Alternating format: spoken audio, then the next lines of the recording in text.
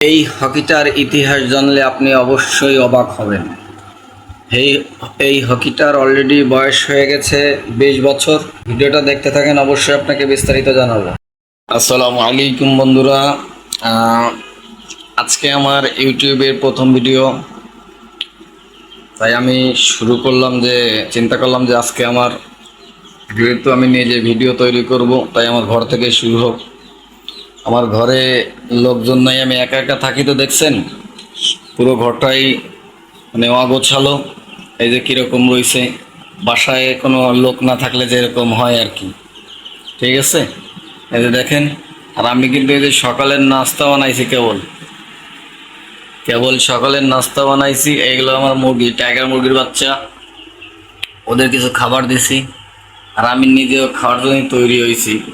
এর ভিতরে গোশ রান্না করা আছে, কিন্তু এখন জ্বালাতে হবে বলে খাইলাম না। ঠিক আছে, এই যে ভাত আছে। আমি নিজে কেবল 2টা ডিম পোস্ট করে নিয়ে আসছি। এখন সেই ডিম পোস্ট করা 2টা খাবো। আর আমার চ্যানেলে আপনারা যারা, না আমার চ্যানেলটাও নতুন, আপনারা যারা নতুন অবশ্যই চ্যানেলটি সাবস্ক্রাইব করে পাশে থাকবেন, তাহলে আমার নিত্য নতুন ভিডিও বানাতে উৎসাহ পাবো। ঠিক আছে ভাইজান? মজা হয়েছে, একেবারে খারাপ না।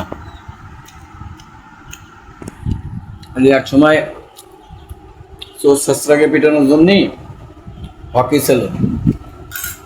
খাওয়ার মাঝখানে একটু দেখাই, এই যে হকি, এটা কিন্তু ডাইরেক্ট ইন্ডিয়ান হকি। ঠিক আছে, এটা বাংলাদেশের না, অরিজিনাল মুম্বাই থেকে আনা। দেখেন,